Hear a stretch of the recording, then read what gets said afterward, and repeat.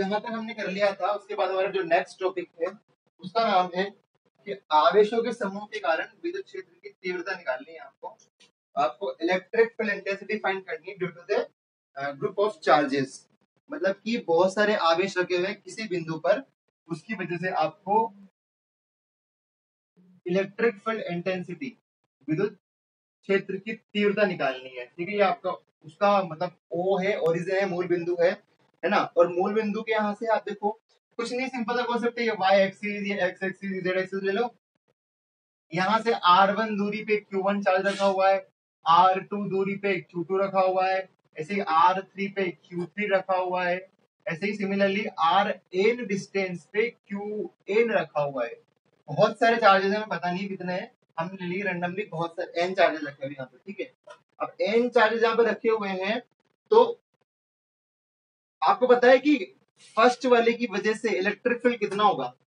आप बताओ मुझे, इस Q1 की वजह से, इस Q1 की वजह से कितना विद्युत क्षेत्र होगा बताओ। उसको मैं E1 बोल दूं अगर, तो कितना होगा बताओ, याद है? हमने कल निकाला था बिंदु आवेश के कारण विद्युत क्षेत्र की तीव्रता, electric field intensity due two point charge कितनी होती है।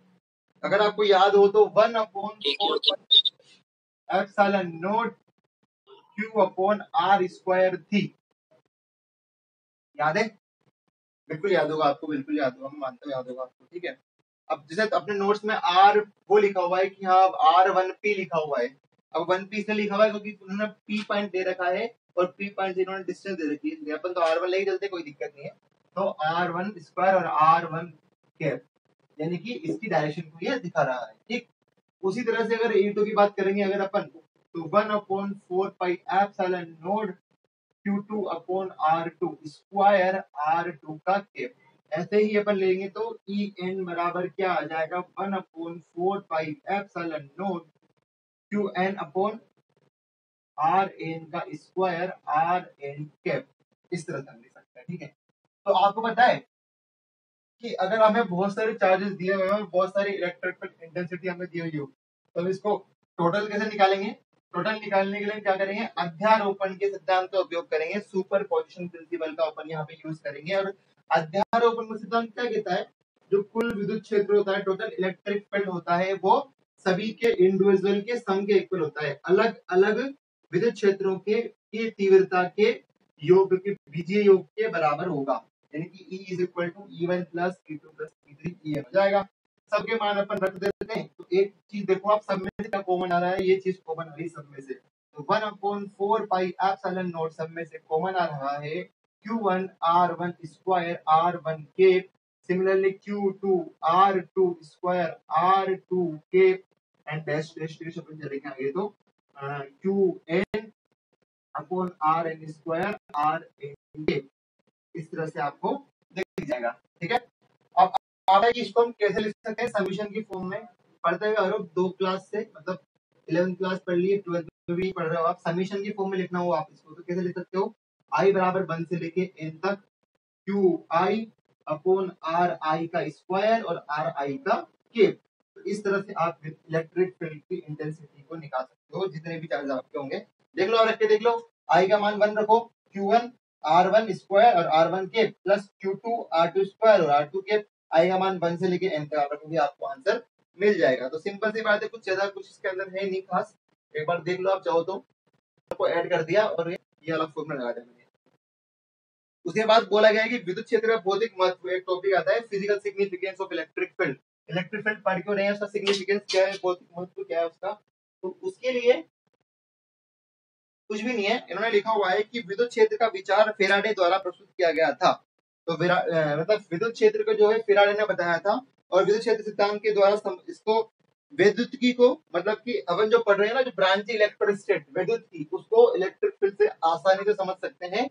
दूसरी बात, अगर कोई चार्ज रुका हुआ है, मोशन में नहीं है, स्थिर है, तो स्थिर अवस्था में हम विद्युत क्षेत्र का उपयोग करेंगे, यानी कि वहां पे हम उस आवेश के लिए, स्थिर आवेश के लिए हम विद्युत क्षेत्र या विद्युत क्षेत्र की तीव्रता निकालेंगे। तो ये इसका बहुत एक महत्व होता है कि सर हम इसका गणितीय सॉल्यूशन भी निकाल सकते हैं, मैथमेटिकल रूप भी निकाल सकते हैं, और इसको हमें ना इसका एक्सपेरिमेंट भी कर सकते हैं। ठीक है, तो यहाँ से आप इसका मान निकाल सकते हो। तो ये इसका भौतिक महत्व, कुछ ज्यादा कुछ खास नहीं इसमें, एक बार पढ़ लेना समझ में आ जाएगा। ठीक है, जो मैंने लिखा हुआ है। उसके बाद हम बात करें नेक्स्ट टॉपिक की तरफ चले अगर, तो नेक्स्ट टॉपिक का नाम है अपने, ये इंपॉर्टेंट है, देखो विद्युत क्षेत्र रेखाएं तथा विद्युत बल रेखाएं, विद्युत फ्लक्स रेखाएं, ये इंपॉर्टेंट है। यहाँ से एक क्वेश्चन हर बार आता है और इस बार भी चांसेस है आने के।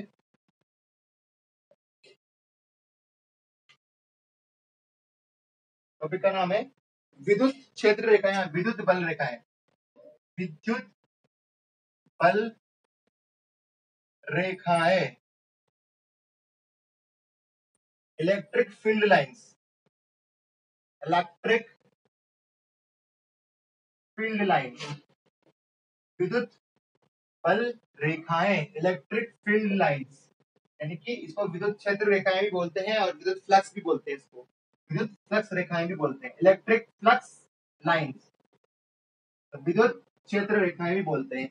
हम लोग ध्यान रखना, हम लोग सब सिर्फ विद्युत विद्युत विद्युत इलेक्ट्रिक इलेक्ट्रिक इलेक्ट्रिक पढ़ रहे हैं, इसलिए हर जगह इलेक्ट्रिक वर्ड आएगा, विद्युत बल रेखाएं, विद्युत क्षेत्र, ये आएगा हर जगह पर, ठीक है।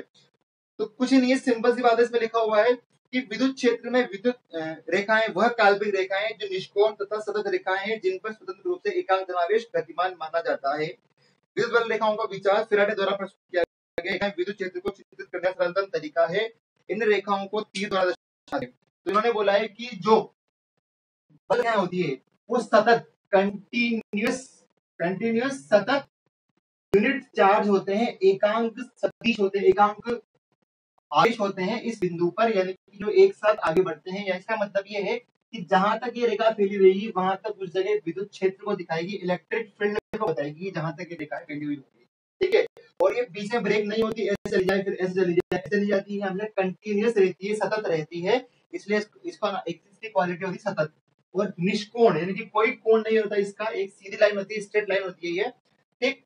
दूसरा, ये जितना ज्यादा फैलेंगी उतना ज्यादा विद्युत क्षेत्र होगा, ये बात याद रखना, जितना ज्यादा फैलेंगी उतना विद्युत क्षेत्र को दिखाएंगी ये, और उसके विद्युत क्षेत्र की दिशा को बताएंगी, कहाँ विद्युत क्षेत्र जा रहा है, किस दिशा में जा रहा है। और ये फेराडे ने बताया, सबसे पहले इसमें लिखा हुआ है कि फेराडे ने इसके बारे में बताया था, और इन रेखाओं को हम तीर का निशान लगा करके दिखाते हैं, ऐसे इन रेखाओं को हम तीर का निशान लगा करके दिखाते हैं कि ऐसे जा रही है, ऐसे आ रही है, जो भी है। अब कहां से आ रही है, कहां से जा रही है, वो आप समझो उसकी प्रॉपर्टी के अंदर, कि अगर प्लस आवेश है, अगर प्लस आवेश है तो हमेशा फील्ड लाइन बाहर निकलेंगी, बल रेखाएं हमेशा बाहर की तरफ निकलेंगी, अगर क्या है प्लस चार्ज है, याद रखना ये बात, अगर प्लस चार्ज हमेशा बाहर की तरफ निकलेंगी, और ये जितने एरिया में फैलेंगी उतना आपका उस एरिया तक आपका इसका इफेक्ट होगा, यानी कि यहाँ तक एक विद्युत क्षेत्र बना लेंगी इस जगह। अगर माइनस की बात करेंगे तो माइनस चार्ज अगर आ जाए तो बल रेखाएं ऐसे अंदर आएंगी, तो याद रखना इनकी प्रॉपर्टी, ये प्लस से बाहर निकलती है, माइनस की तरफ जाती है, ठीक है। और हम लोग जानते हैं ना विद्युत क्षेत्र कहाँ जाता है, प्लस से माइनस जाता है ना, यानी कि बल रेखा भी क्या होती है, प्लस से तो बाहर निकलती है और माइनस की तरफ अंदर आती है, ये इनकी प्रॉपर्टी होती है, ठीक। अब देखो आप लोग, एक चीज और है, अगर दोनों साथ आ जाए, प्लस माइनस दोनों साथ आ जाए, देखो इधर, इधर प्लस आ जाए, इधर माइनस आ जाए, तो क्या होगा, तो कुछ तो इससे निकलेंगी जो बाहर जाएंगी, ठीक है, ऐसे कुछ बाहर जाएंगी, और कुछ होंगी जो इसके अंदर आएंगी इस तरह से, ये लो, ठीक। और कुछ होंगी जो प्लस से माइनस को जाएंगी, इस तरह से प्लस से माइनस को जाएंगी। तो प्लस से तो बाहर निकलेगी, आपको क्या याद रखना है, बस प्लस से बाहर निकलेगी, माइनस से अंदर आएंगी, सिंपल सी बात आपको याद रखनी है। अब हम बात करें विद्युत क्षेत्र की रेखा दिशा कैसे निकाल सकते हैं आप लोग इसमें, तो इसकी दिशा निकालने के लिए आप इस पर कहीं पर भी एक स्पर्श रेखा खींच दोगे, कहीं पर भी एक स्पर्श रेखा खींच दोगे, वो उसकी दिशा को बता देगा कि क्षेत्र की दिशा किधर है। तो जहां भी निकल रही है फील्ड लाइन उधर उस पर आप एक स्पर्श रेखा खींच दो, एक टेंजेंट ड्रॉ कर दो, वो इसकी डायरेक्शन को बता देगी, इलेक्ट्रिक फील्ड की डायरेक्शन को, कि कहाँ इलेक्ट्रिक फील्ड फैला हुआ है, ठीक है। अब आप लोग पूछोगे सर अगर प्लस माइनस की जगह प्लस प्लस आ जाए या माइनस माइनस आ जाए तो क्या होगा, वैसे आप लोग पूछोगे नहीं, फिर मैं बता देता हूँ कि अगर प्लस प्लस और प्लस माइनस की जगह अगर दोनों सेम चार्ज आ जाए तो क्या होगा, तो देखो वो भी देख लो एक बार। प्लस माइनस अपन ने ले लिया केस, अपन देखते हैं प्लस प्लस के लिए, अगर यहाँ भी प्लस आ जाए और यहाँ भी प्लस आ जाए या दोनों तरफ माइनस आ जाए तो क्या होगा, आपको पता है प्लस प्लस रिपेल करता है, प्रतिकर्षित करता है। तो यहाँ से निकलेगी एक तो लाइन, यहाँ से निकलेंगे ऐसी, यहाँ से भी निकलेगी, यहाँ से भी निकलेगी, निकलेगी इधर। लेकिन इस वाले एरिया में दोनों आमने सामने आ चुके हैं। यहाँ पे क्या होगा, इस जगह ये आने की कोशिश तो करेगी लेकिन ऐसे खड़ी जाएगी इस तरह से, और ये भी ऐसे और इस तरह से, और बीच में एक ये पॉइंट बना लेगी जहां पे मैग्नेटिक फील्ड जीरो हो जाएगा। इसको बोलेंगे न्यूट्रल पॉइंट, उदासीन बिंदु। उदासीन बिंदु न्यूट्रल पॉइंट तो बोलेंगे न्यूट्रल पॉइंट। एन मतलब न्यूट्रल पॉइंट। यहाँ पे आपका इलेक्ट्रिक फील्ड जीरो हो जाएगा, कंप्लीटली जीरो हो जाएगा इस पॉइंट पे आकर के। इसको बोलेंगे उदासीन बिंदु, न्यूट्रल पॉइंट। तो एक नंबर में क्वेश्चन पूछा जाता है कि व्हाट इज न्यूट्रल पॉइंट। उदासीन बिंदु क्या होता है कि ऐसा बिंदु जहां पर विद्युत क्षेत्र का मान जीरो हो जाता है, इलेक्ट्रिक फील्ड आपका वहां पे जीरो हो जाता है, उसको बोलते हैं उदासीन बिंदु, न्यूट्रल पॉइंट। याद रखना, ये जाएंगे ऐसे रिपेल रिपेल दिखाएंगे, ऐसे प्रतिकर्षण दिखाएंगे और बीच में एक पॉइंट बन जाएगा, उसको बोलेंगे उदासीन बिंदु। ठीक है यहाँ तक। आगे देखो आप, तो उसके कुछ गुण लिखे हुए हैं, ये एक बार पढ़ लेना, मैं एक बार रिवाइज कर लेता हूं, एक बार रीडिंग लगाता हूं उसमें। ये काल्पनिक रेखाएं होती है। हाँ, सबसे इंपॉर्टेंट बात, ये काल्पनिक रेखाएं हैं, इसे कल्पना में होती है, इससे कोई दिखती नहीं निकलती हुई, लेकिन ये काल्पनिक मानी जाती है। और ऐसा माना जाता है कि जहां तक ये विद्युत क्षेत्र है वहां तक ये दिखाई होती है। ठीक, बल रेखा के किसी बिंदु पर खींची गई स्पर्श रेखा उस बिंदु पर विद्युत क्षेत्र की दिशा को बताती है। मैंने बताया ना तुम्हें, कहीं भी आप एक टेंजेंट ड्रॉ कर लो, वो विद्युत क्षेत्र की दिशा को बताएगी। इलेक्ट्रिक फील्ड आपका यहाँ पर है, ठीक है, जहां भी आप ड्रॉ करोगे। उसके बाद इसकी मेन प्रॉपर्टी की ये एक दूसरे को कभी नहीं काटती है, ये एक दूसरे को कभी नहीं काटेंगी। याद रखना ये बात, ये एक दूसरे को कभी कट नहीं करेंगी। ऐसा क्यों करेंगे, ऐसा क्यों होता है, अगर इन्होंने एक दूसरे को कट किया तो हम दो जगह टेंजेंट खींच सकते हैं, यहाँ पे भी और यहाँ पर भी।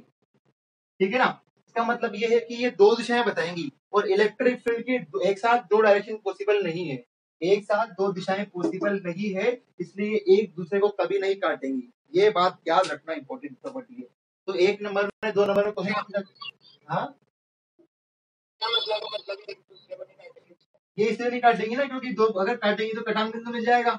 कटान बिंदु मिल गया तो आप यहाँ पे इधर भी स्पर्श रेखा खींच सकते हो और इधर भी स्पर्श रेखा खींच सकते हो, आप इधर भी खींच सकते हो। तो बहुत सारी दिशाएं बता देगा, मतलब ये इलेक्ट्रिक फील्ड। और अगर इलेक्ट्रिक फील्ड की दिशाएं ज्यादा हो गई वो पॉसिबल ही नहीं है, क्योंकि इलेक्ट्रिक फील्ड तो एक ही दिशा में जाएगा ना, इसलिए ये पॉसिबल नहीं है कि ये एक से ज्यादा दिशा बताए, यानी कि इसलिए इसको आप ये एक दूसरे को कभी नहीं काट सकती है। ठीक है, और एक लाइन और आगे है, इसके बाद एकांक धनावेश को विद्युत क्षेत्र में गति के लिए स्वतंत्र छोड़ दिया जाए तो आवेश बल रेखाओं के पथ का अनुसरण करेगा।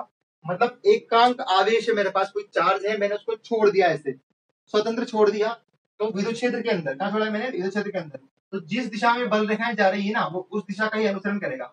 मानो यूं जा रही है तो वो इसके पीछे पीछे पीछे पीछे ऐसे जाएगा। तो ये मैंने आपसे पहले कहा था कि इसका मतलब ये होता है कि जहां तक विद्युत क्षेत्र फैला हुआ है वहां तक ये दिखाती है अपने आप को।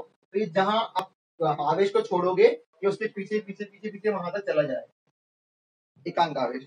उसके बाद लिखा हुआ है किसी आवेशित पृष्ठ से बल रेखाएं समकोण बनाती हुई या तो प्रारंभ होती है या समाप्त होती है।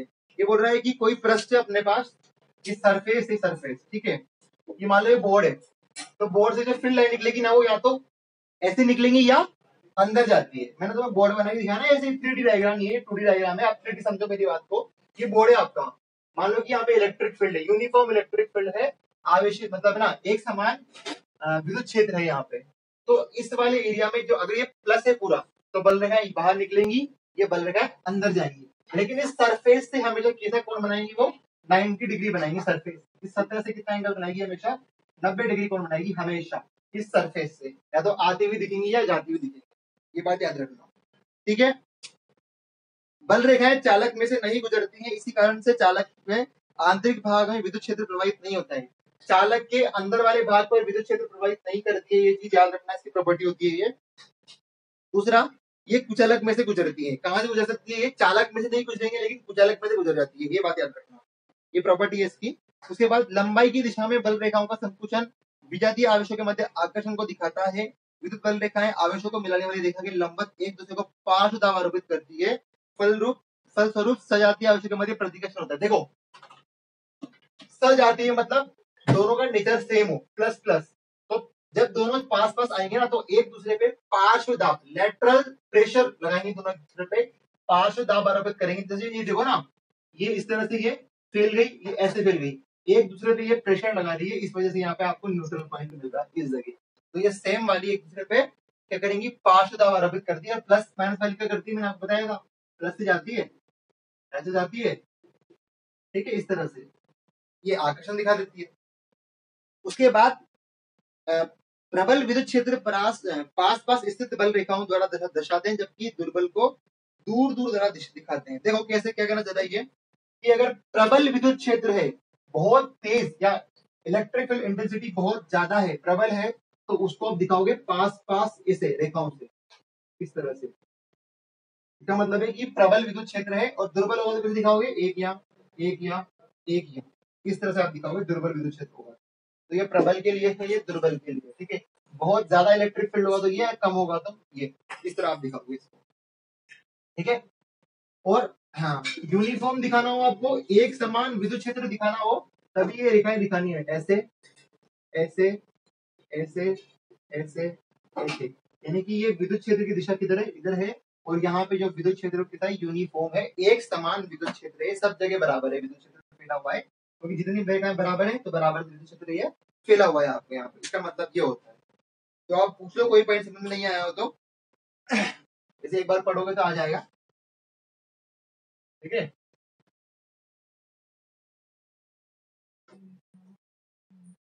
उसके बाद अपन बात करें आगे, एक टॉपिक आता है विद्युत द्विध्रुव, एक टॉपिक आता है विद्युत द्विध्रुव, पढ़ा होगा तुमने केमिस्ट्री में ना, इलेक्ट्रिक डाइपोल।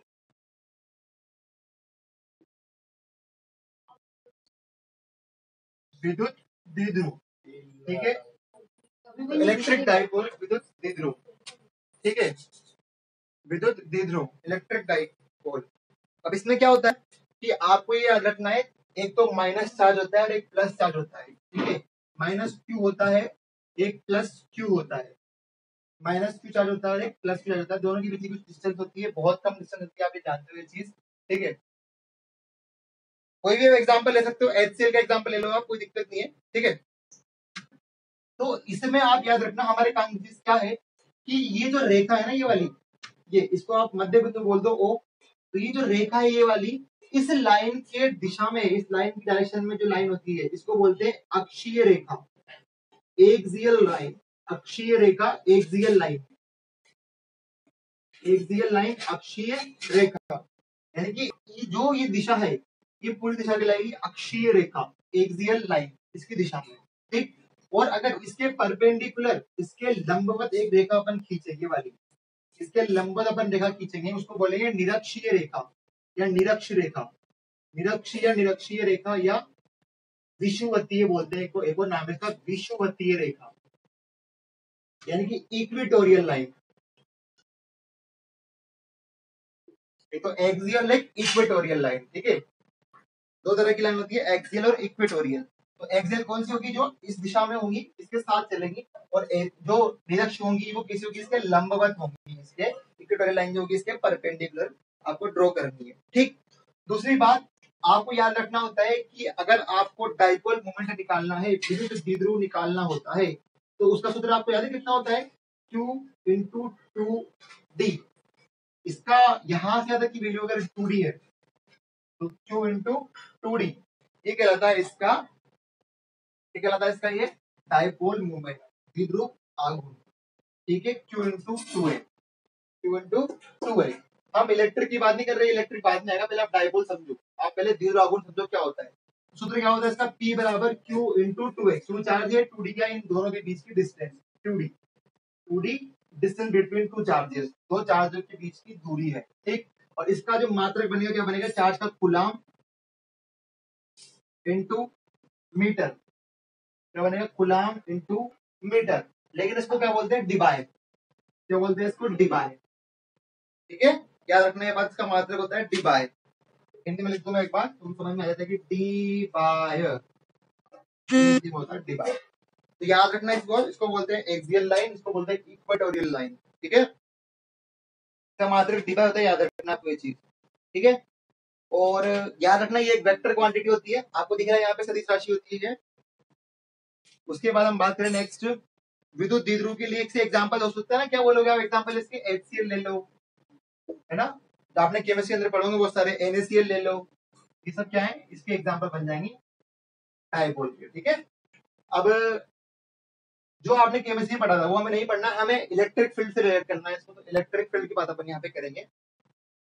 तो आपसे अगर डेफिनेशन पूछे तो डेफिनेशन क्या बनेगी इसकी, कि दो ऑपोजिट नेचर के चार्जेस, विपरीत प्रकृति के आवेश एक दूसरे से कुछ अल्प दूरी पर स्थित हो, दोनों एक दूसरे से स्मॉल डिस्टेंस पे अगर रखे हुए हो, स्मॉल डिस्टेंस बहुत छोटी, आप देखो ना HCl है, HCl के बीच में कितनी दूरी होती है, छोटी सी, एंगस्ट्रॉम में नैनोमीटर में ये डिस्टेंस होती है इनके बीच में, तो अल्प दूरी पर रखे हुए हो तो उस कंडीशन को उसको बोलते हैं, उस सिस्टम को बोलते हैं डाइपोल मूवमेंट, डाइपोल है ना, द्विध्रुव आघूर्ण बोलते हैं उस सिस्टम को, ठीक है। अब द्विध्रुव आघूर्ण का सूत्र होता है P बराबर Q इंटू 2D या 2A, जो भी आप बोलो, D है तो D ले लो, A है तो A ले लो, ठीक है, डिस्टेंस के अकॉर्डिंग डिपेंड करेगा। और ये इसका ओरिजिन हो जाएगा, और ये लाइन होती है एक्सियल अक्षीय रेखा, जो होती है निरक्षीय रेखा, ठीक है, यहां तक तो कोई दिक्कत नहीं है। अब बताओ यहां तक कोई दिक्कत तो पूछो, ऐसे करो, बताओ मुझे कोई दिक्कत, पढ़ा दिया, पूछ रहे हो पूछो। जैसे महेश ने पूछा था कि सर द्विध्रुव आघूर्ण का मतलब क्या है, पढ़ क्यों रहे हैं, तो आप समझो इसको, छोटा सा कॉन्सेप्ट है, स्टोरी की तरह समझाता हूँ तुमको, भी 2 मिनट लगेंगे। देखो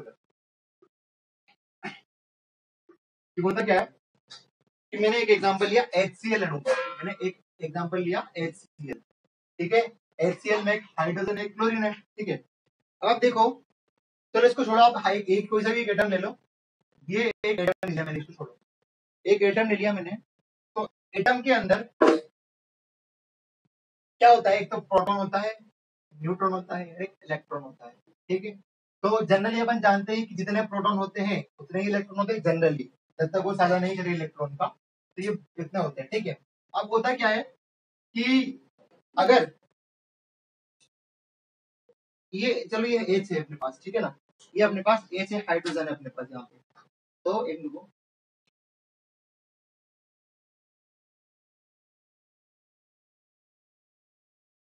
हाँ HCl, चलो H हो गया, आप Cl देख लो, आप वही सही एग्जांपल है HCl वाला, H ये हाइड्रोजन है, ये क्लोरीन, ठीक है, यहाँ भी प्रोटॉन न्यूट्रॉन होंगे और बाहर इलेक्ट्रॉन होंगे। जनरली तुम मानते हो कि पहली कक्षा में 2 इलेक्ट्रॉन होते हैं, 2 बना लो, पर मैं एक से समझा सकता हूँ तुम लोगों को, ठीक है। तो होता क्या है कि अपन ने HCl में बॉन्ड बनाया, बंद बनाया, तो क्या होता है कि अगर ये और ये प्रोटॉन इलेक्ट्रॉन या इसका धनावेश इसका ऋणावेश एक दूसरे पे कोइंसाइड कर जाता है, एक दूसरे के संपाती हो जाते हैं, यानी कि एक जहां पे ये रखा हुआ है प्लस उसके ऊपर ही प्लस आगे बैठ जाए इसका, तो क्या होता है इन दोनों के बीच में क्या होता है, डिस्टेंस 0 हो जाती है, ठीक है। अगर दोनों ये इसके ऊपर आगे बैठ जाएगा इस तरीके से, प्लस प्लस के ऊपर कोइंसाइड कर जाए, माइनस के ऊपर माइनस माइनस के ऊपर कोइंसाइड कर जाए, संपाती हो जाए, तो क्या हो जाएगा, इनके बीच की कोई दूरी नहीं बचेगी, यानी दूरी नहीं बचेगी, तो आपको पता है P बराबर क्या होता है, Q इंटू 2D, अभी अपन ने पढ़ा था। अगर दूरी नहीं बची बीच में तो P कितना हो जाएगा, 0। अगर P 0 है तो क्या हो जाएगा, वो कहलाएगा अध्रुवीय, वो ध्रुवीय नहीं रहेगा, वो नॉन पोलर कहलाएगा, नॉन पोलर अध्रुवीय कहलाएगा, ठीक है।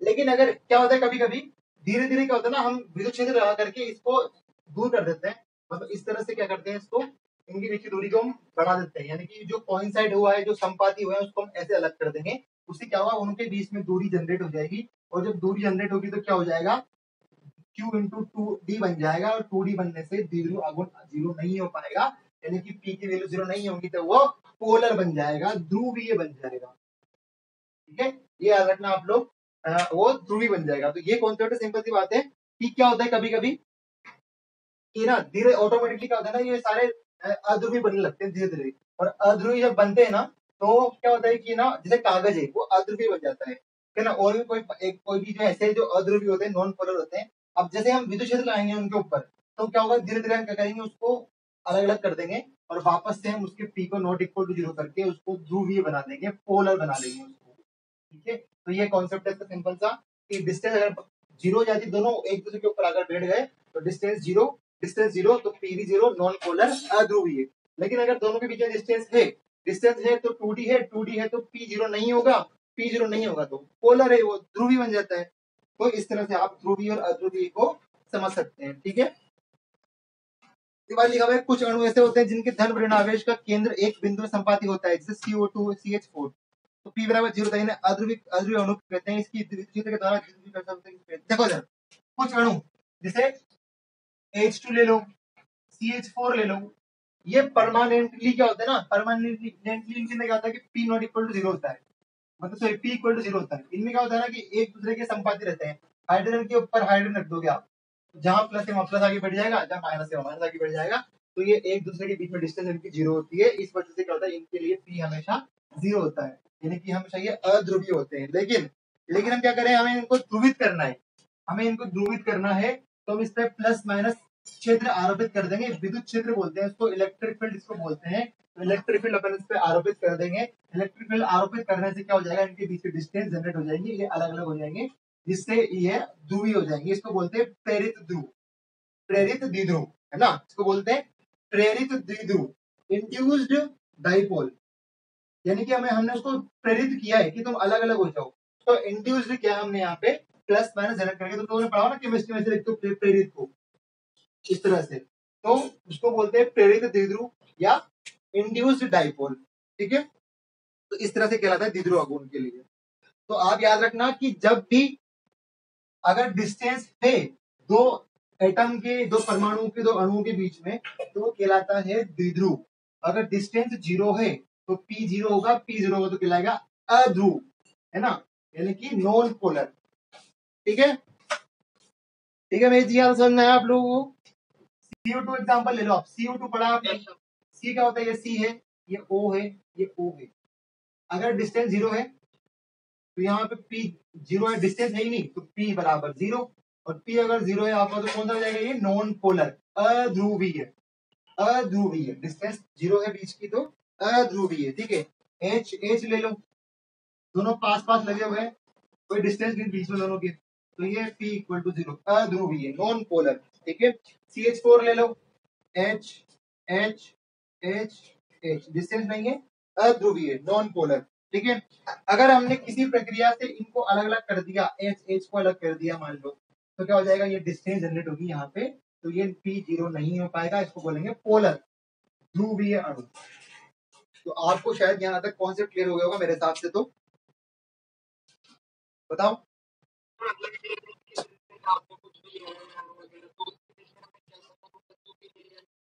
ये हमें पता नहीं, ये डिस्टेंस ये कुछ ना कुछ आपको हिंट देगा या फिर वो बताएगा, है ना, वो आपको बोल देगा।